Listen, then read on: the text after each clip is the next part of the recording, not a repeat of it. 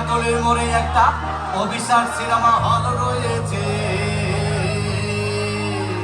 হলে নাকি আর কন্ডিশন রয়েছে, আরে হলে নাকি আর কন্ডিশন রয়েছে, আরে কাটলের মোড়ে একটা হল রয়েছে, হলে নাকি আর কন্ডিশন রয়েছে।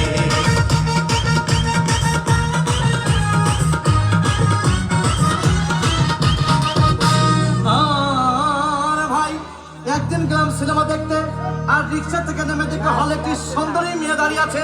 ব্ল্যাকের 10 টাকার টিকিট 20 টাকা দিয়ে কিনে নিয়ে কোনো রকম ভিতরে বসলাম। হঠাৎ দেখি পাশে চেয়ারে সেই মেয়েটি আমার পাশেই বসেছে।